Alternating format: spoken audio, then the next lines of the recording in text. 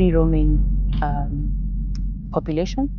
We haven't introduced any species here. There's just a natural growth of this species, and particularly when we're doing this exercise, we also test specific samples to even do a DNA profile to understand if there's need for future introduction or we're just doing well. So this exercise actually assists us in a lot to know about how we are going forward in terms of policy and wildlife management, and it will advise us on the future steps. So here I'm collecting samples for DNA analysis. So from also a scientist point of view, this population is very interesting because we'd like to check if there's inbreeding, because now there's no new genetic material being fed in. So we'd like to also check and see how they compare to the rest of the population in the country.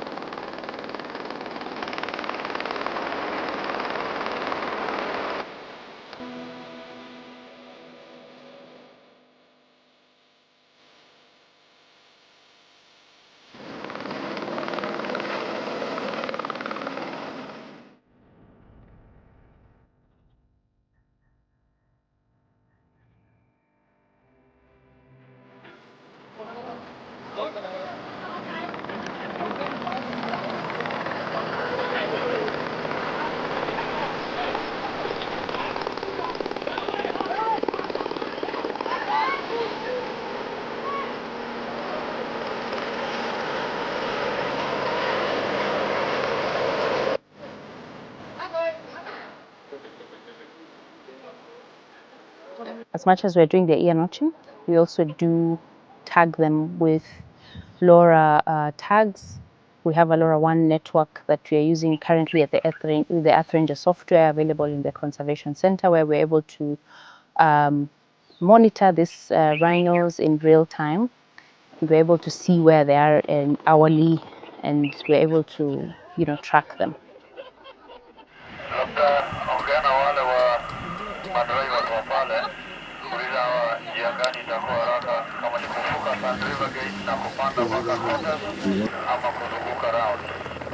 Okay, tunaenda wapi? Morning, Dr. Valele. Nzuri sana. How are you?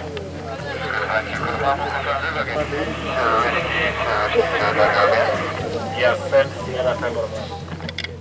Morning, Dr. Valele. Nzuri sana. How are you?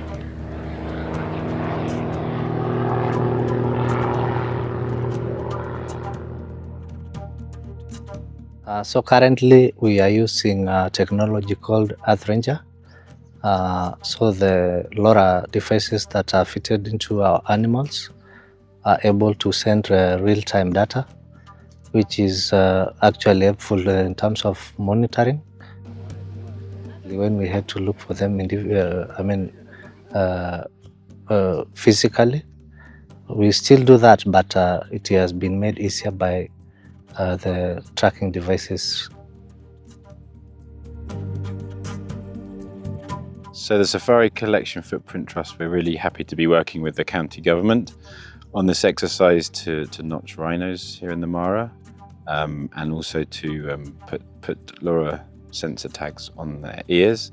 It's a really exciting opportunity to maximize the wonderful technology that we've recently introduced into the Mara with the LoRa One network, and also the Conservation Center, which has a control room housing Earth Ranger. So it'd be wonderful to help the rangers on the ground to better monitor rhinos they have here in the Mara.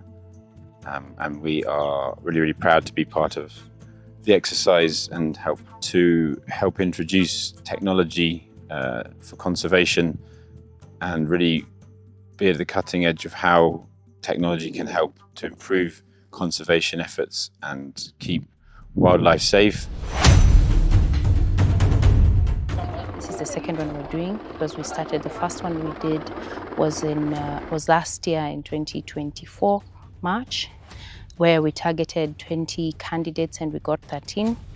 And this year we were targeting 17. So far, we're in between the exercise and we've managed to do 7.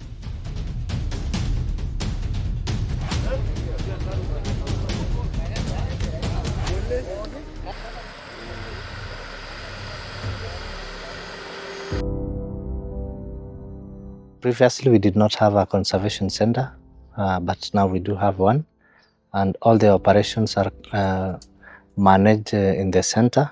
All the information from the field is sent into the operations room, where you can also be able to get data of all the animals, all the sightings, all the activities within the reserve, including tourist activities, disturbance, overspeeding, and all sorts of violations that happens in the reserve.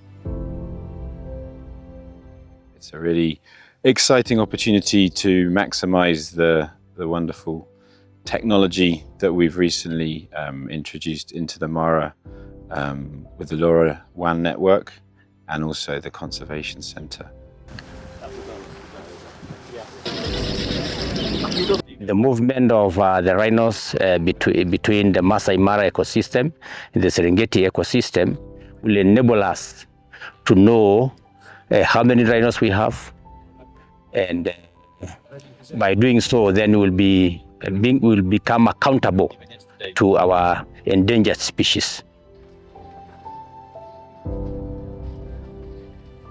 My team consists of 25 rangers who are dedicated on a daily basis. They work very early in the morning and also late evening.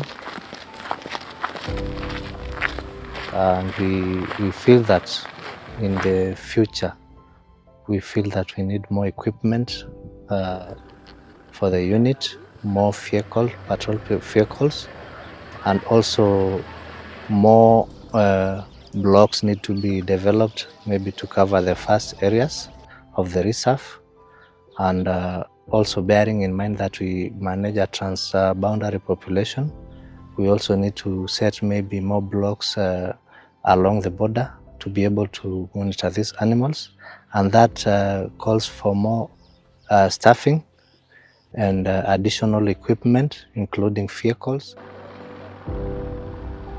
including monitoring equipment like binoculars, cameras, camera traps, maybe to also try and cover some difficult terrains, and also cover the entire area. We have a fantastic team on the ground with a lot of resources, 2 helicopters, a fixed-wing aircraft provided by the Sheldrick Wildlife Trust, and a huge team on the ground of experts who each have their own tasks and responsibilities in a fleet of vehicles, and then rangers on the ground looking for the rhinos. So I think the most challenging thing is not the resources, it's actually finding the right candidates to notch.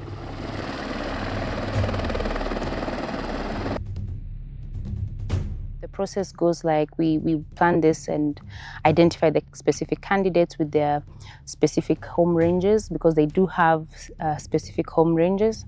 So once we track one, we identify, we move with the teams, we work with the Kenya Wildlife Service capture team.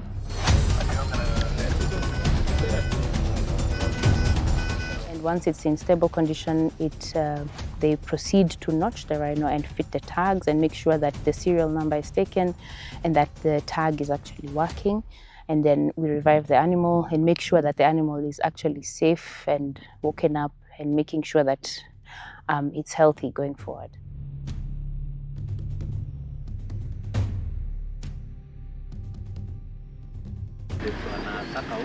I have worked in the unit for close to 2 years now, but I also have a first experience maybe of around 15 years of conservation.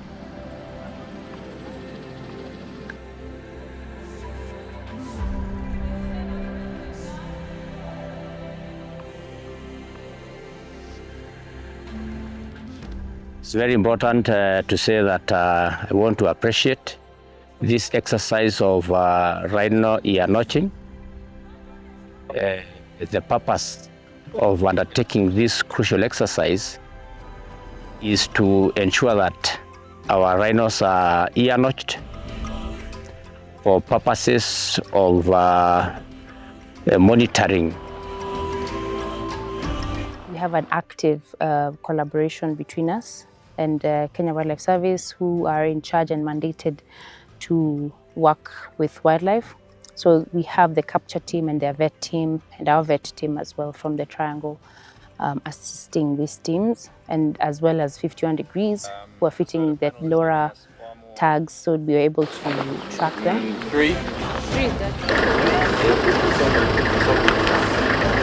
The operations centre is a great example of how we can use Earth Ranger with other technology like LoRaWAN networks to enhance monitoring and also improve protection of the wildlife in the Maasai Mara.